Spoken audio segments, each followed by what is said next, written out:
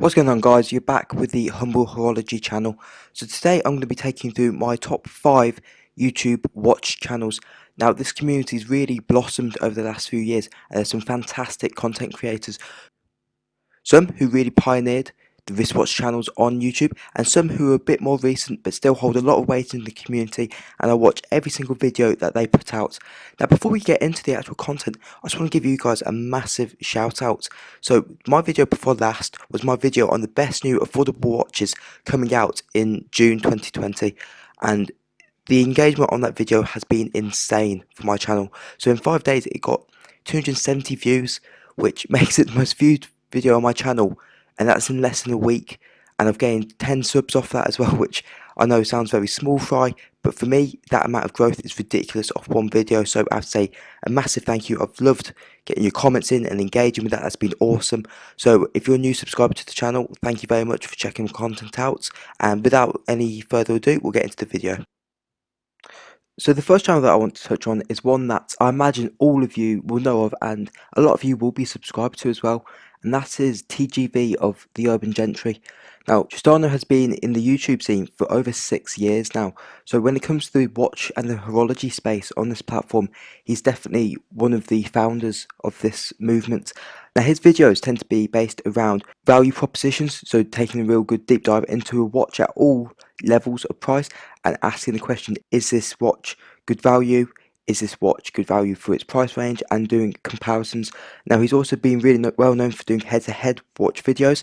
Some of his most popular early videos being battles between the Mako and the SKX. So he's really pioneered a lot of the sort of genre of video that we see as well, particularly in the head-to-head, which we see on most watch channels these days. Now the first video that I saw from the Urban Gentry was the Seiko Flightmaster review, and I was amazed by not only the watch but the quality of the content.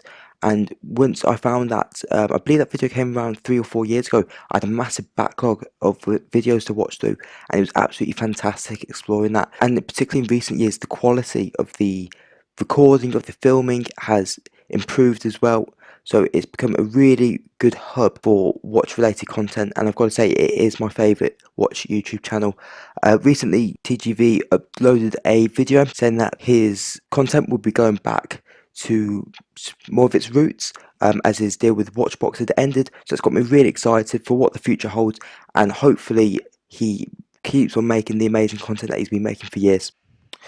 Now the second channel I really want to focus on is Mark at Long Island Watch. Now I followed on from the Urban Gentry with Long Island Watch because the two are quite connected. So myself and like many others, we found Long Island Watch channel through watching the Urban Gentry, as they've done a couple of videos together, a couple of Q&As, and also Tristano has been a customer of Mark for several years from what he said. Now Long Island Watch is a online boutique for watches. They sell largely affordable watches, but they've also got some more expensive watches like Squale, which they're an official authorized dealer for, and some other brands as well. Now you might be thinking, why is a watch store one of my favourite YouTube channels?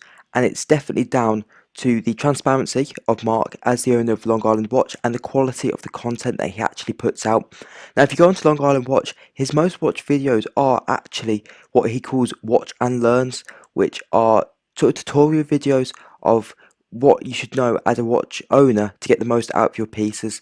So for example, taking links out of watch bracelets, sizing bracelets, removing the back of a watch, using dive bezels, using chronographs, and content like that. So it's really useful content, particularly for people looking at affordable watches as their sort of gateway into the world of horology.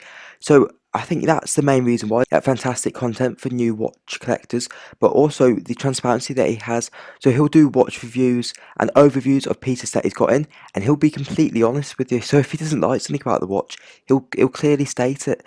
And he's also extremely good at replying to comments and creating a really good discussion in his comment section.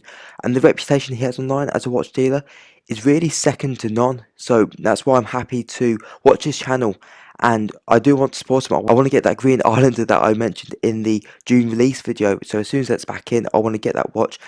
Largely because I think it's a fantastic looking piece, but also because I want to support him and his store and his channel, because he seems like a really great guy and I really enjoy his content.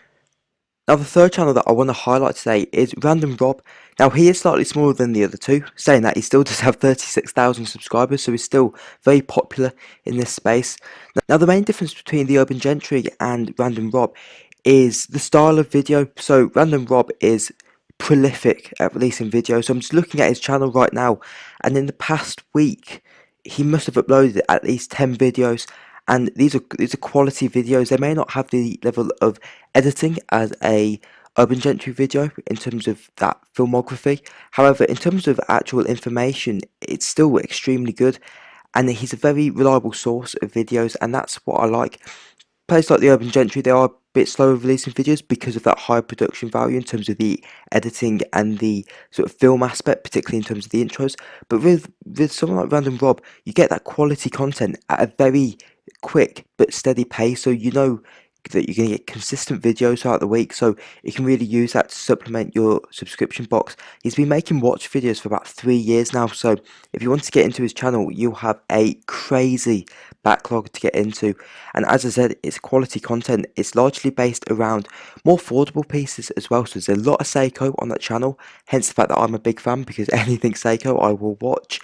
But it also does have particularly entry-level luxury pieces or slightly above that, so a lot of Omega on there, a lot of Christopher Ward in terms of that entry, and a lot of micro brands as well, so you've got a really nice balance there as well. So I've got to say, Random Rob is one of my favourite channels, and in terms of the presentation, it's a breath of fresh air really, because it doesn't take itself too seriously. It's just good content.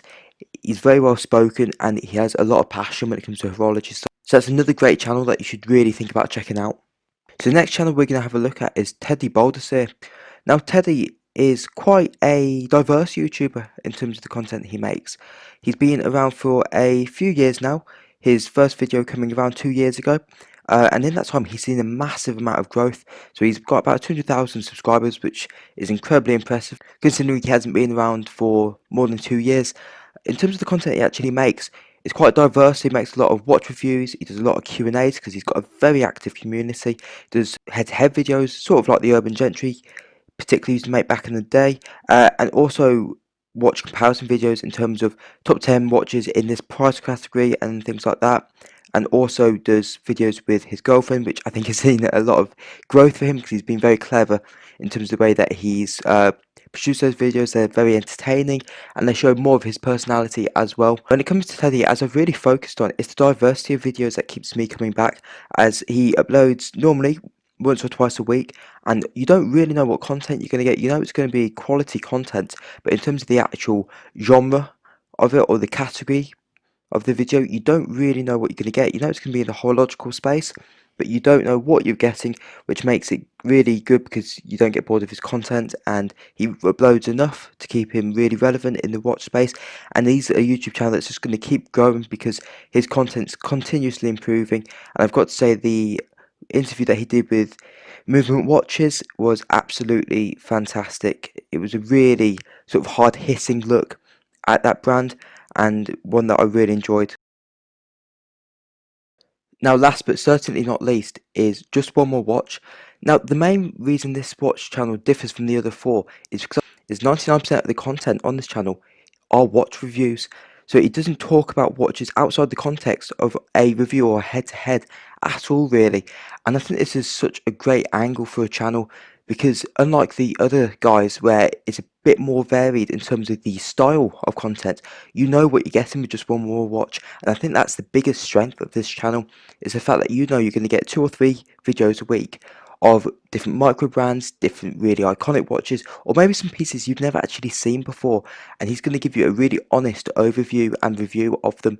Now there's some great information and knowledge on this channel, and I'm quite grateful to this channel because I found out about great brands like Phoebus from this channel, and I actually bought my Wave Master based off his review.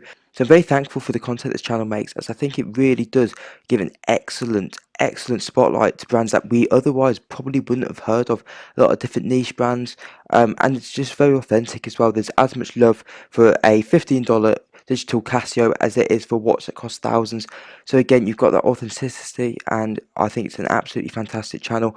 And in the last sort of year, it's grown massively. I think when I subscribed, there was around 30 or 40,000 subscribers, so a very popular channel. But now it's at 140, and again, it's the sort of channel that's just going to keep on going. There's no ego on this channel at all.